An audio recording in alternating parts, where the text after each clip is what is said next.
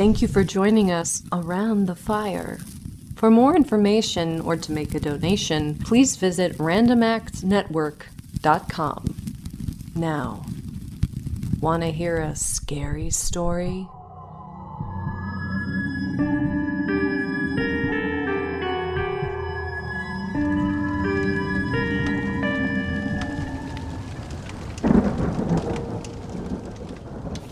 Amy's eyes wandered from her book to look out the high windows of the living room. Nothing was there, just snowflakes lightly falling through the sky. Still, Amy shivered. She felt uneasy and a little scared all alone in the Morgans' big house. Little Isabel, the baby, was sound asleep in her nursery upstairs. Amy almost wished the baby would wake back up. At least there would be human sounds in the house to keep her company. She tried to keep her attention on the history book she was reading. Her teacher had warned the class that there might be a quiz on Monday morning, but it was difficult to concentrate, and Amy's eyes kept wandering off the page to look out into the dark night.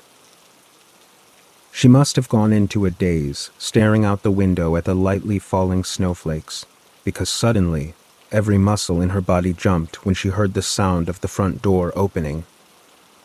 Amy listened to the click of the latch and then the slight creak of the heavy door as it moved. She even felt a cold draft move through the living room just as she heard the door shutting again. "Mrs. Morgan?" she called out in a frightened voice. "Mr. Morgan?" There was no answer. Only dead silence in the big house. Amy felt her heart begin to pound. Could it have been the wind that pushed the door open and closed again? Or was someone in the house? Amy shrank into a ball on the couch. She was suddenly too afraid to move. Then she heard something that made her blood run cold. Footsteps. Heavy footsteps were moving across the hallway toward the staircase. "Who's there?" Amy called out, her voice trembling. But there was no answer, only the sound of the footsteps slowly climbing the stairs to the second floor. Amy was so afraid now that she felt sick. She sat on the couch, listening to the footsteps climb up one step after another, higher and higher on the staircase. Then, through the panic clogging her mind, she remembered the baby. Isabel. Amy knew she couldn't just hide from the footsteps.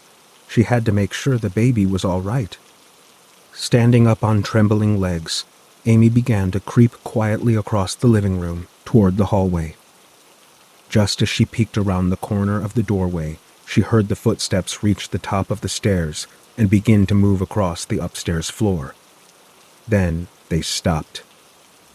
Amy froze where she stood. Terrible thoughts flew through her mind. She knew she couldn't wait any longer. She had to go up and check on Isabel. She pushed the thought of the footsteps out of her mind and raced up the staircase as fast as she could climb the steps. Her heart was pounding, and her breath came in short gasps by the time she got to the top. Several lights were turned on in the hallway, and Amy searched every doorway and corner, but she saw no one there. Quickly, she dashed to the doorway of Isabel's room and flicked on the light.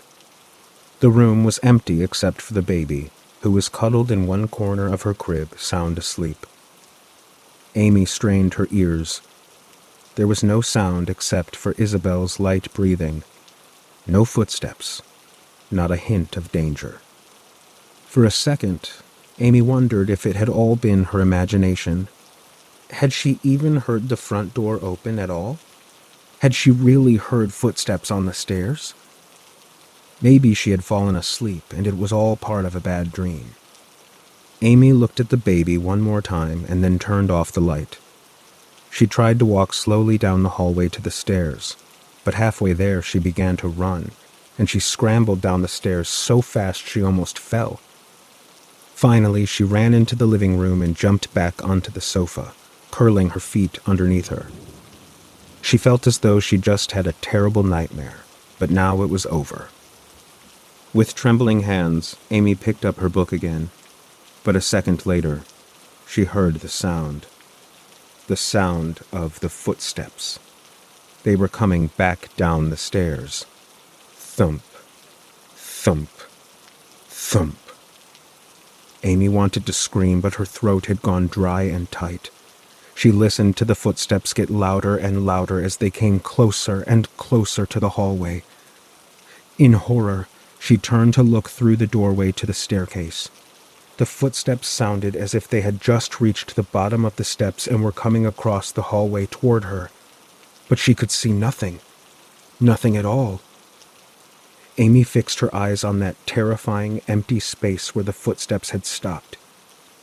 Just at the doorway to the living room where she sat. For several agonizing moments, there was silence. Then the footsteps turned away and walked toward the front door. The door latch clicked, and once again, the solid wooden door swung open. Amy heard the heavy footsteps walk outside. Then the door shut, and the house was filled with silence. Slowly, Amy stood up and began to walk toward the front door. She walked over to the place at the doorway where the footsteps had waited. Then she went to the front door and slowly, carefully opened it.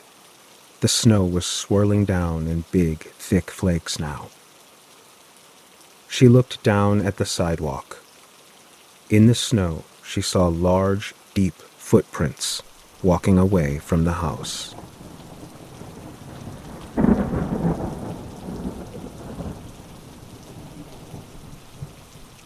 Tomas liked to walk with his grandfather in the high wind-swept hills that surrounded the small town where he lived. The hills were cut into odd shapes by the wind that had been blowing over them for more centuries than Tomas could imagine. His grandfather told Tomas about the ancient peoples who lived in the hills and were probably still buried there. Tomas listened to his grandfather's stories, but he didn't believe all of them, especially the ones about the dead people. Tomas wasn't the least bit superstitious, and his grandfather's stories were full of warnings about ghosts and evil spirits. One day, Tomas went out walking in the hills by himself. His grandfather wasn't feeling well because his legs were stiff and ached. Tomas promised to bring back a special plant that helped cure the aching. It grew wild in the fields where him and his grandfather often took their walks. Tomas set off from the town on a trail that wound up through the reddish-brown soil into the mountains. He decided to go visit the sheltered, cave-like hollows that the wind had carved into one of the hills many centuries ago. As he walked, he was surprised to find so many rocks fallen on the trail. He remembered hearing the wind last night when it woke him from a deep sleep. But the storm must have been much worse than he realized to have loosened so much dirt and rock from the mountain. Tomas walked on, keeping an eye out for the plant that he promised to bring his grandfather, but he remembered that it grew much higher on the mountain, close to where the hollows were. As he climbed up the trail, Tomas hugged his jacket tighter around his body. The wind was still blowing hard, and it cut through his clothes like a knife. Tomas started to run to stay warm. Soon he came to an overlook and stopped to rest. Below him in the valley, Tomas saw his town. It looked so small and unimportant from where he stood. And suddenly, Tomas felt small and unimportant too, all alone on the mountain. He shivered and thought about turning around and running back home. But he remembered the plant that he'd promised to get his grandfather and started back up the mountain trail. A short time later, Tomas came to the place where another small trail led off toward the hollowed-out caves in the side of the mountain. He could see that the windstorm had been even stronger here. Loose soil and rock were blown into piles where they'd never been before. Finally, Tomas reached the base of one of the hollows, like a dark mouth carved into the side of the mountain. He began to climb up a steep rise to its entrance, but halfway up, he came to a sudden stop. Right in front of him on the trail was a white object. It was so white that it seemed to be shining in the sun. Tomas stared at it in disbelief. He'd climbed this rise many times with his grandfather, but he'd never seen this skull before. Tomas stepped up to the skull and bent down on his knees to study it. The skull lay looking back at him with its empty eyes and grinning teeth. Tomas reached down to pick it up, and just as he touched the hard, smooth bone, he remembered his grandfather's words. Never disturb the rest of the dead. For a moment, Tomas almost dropped the skull. He could still hear the warning note in his grandfather's voice. But now the skull was in his hands, and he wanted to keep it. He could hide it on the bottom shelf of his bedroom closet, and when his friends came over, he could show it to them. No one else he knew had a human skull. The skull grinned up at him as Tomas carried it away from the mountain. He knew that the rest of the skeleton had to be buried somewhere nearby, and the grave had been disturbed by the storm the night before. But now, the skull was his, and after all, whomever it belonged to was long, long dead. When Tomas came near his house, he pushed the skull under his jacket and hurried into his room to hide it. Then he came out to talk to his grandfather, who sat rocking in a chair by the big living room window. The moment he met his grandfather's eyes, he remembered the plant he had promised to bring. "I'm sorry, Grandpa. I forgot the plant, but I'll go back and get it if you want," Tomas stuttered, suddenly feeling as though everything he'd done was wrong. His grandfather told him it was too late for the day, but maybe tomorrow he could go back for the plant. Tomas agreed and then went back to his room. He looked again at the skull, grinning out at him from its hiding place. Suddenly, Tomas wished he had never brought it home.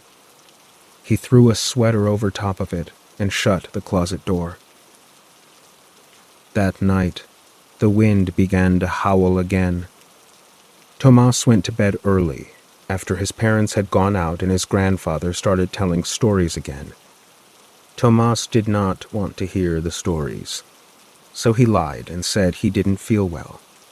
But when he laid down in bed, it didn't seem to be a lie anymore. He didn't feel well. His body was shivery and his stomach ached, and the thought of the skull in the closet filled his mind with uneasy dread. Finally, he couldn't stand to just lie in the dark anymore and think about that skull. He got up, turned on the lights, and opened his closet door. He picked up the sweater he'd thrown over it and saw the skull sitting there, just where he left it, still grinning at him, but now the grin seemed to have an evil edge to it.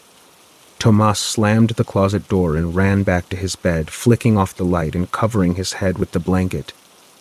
After tossing and turning for more than an hour, he fell asleep at last. Tomas wasn't sure what woke him hours later in the middle of the night. Maybe it was the wind still howling outside, or maybe it was the aching feeling in his stomach. But whatever it was made him sit straight up in his bed. He sat there, feeling a shiver travel through his whole body from head to toe. Then he noticed the strange smell in the room, the smell of something old and dead. And as he sat there in the dark, shaking, Tomas heard a strange sound. It was the sound of things that were smooth and hard, clicking against each other. With trembling hands, Tomas reached over and turned on his light. Standing at the end of his bed was a headless skeleton, its long, bony arms reaching out, searching for something. Then, from inside his closet, Tomas heard a weird voice. "Give me back my bones. Give me back my bones." Tomas shrank down in the bed. He watched as the white skeleton moved around his room, grasping out with bony fingers.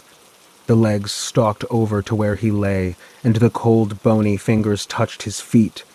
And still from the closet came the voice. "Give me back my bones. Give me back my bones. Then, the bony fingers of the skeleton moved up to Tomas's head and felt his eyes and nose and lips. Fear choked Tomas's voice as he lay there, unable to scream, waiting for the skeleton to take its revenge. But the voice from the closet called out even louder.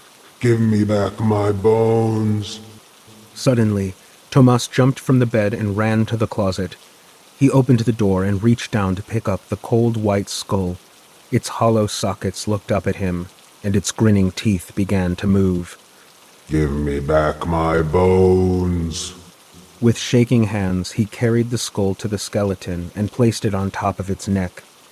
The skull turned its face to him and grinned once more. Then the skeleton walked out of Tomas's room. The next morning, Tomas woke with an awful headache. He rubbed his eyes in the morning sun and suddenly remembered the terrible dream he'd had. He jumped out of his bed and ran to the closet, and he searched and searched. But the grinning skull was gone.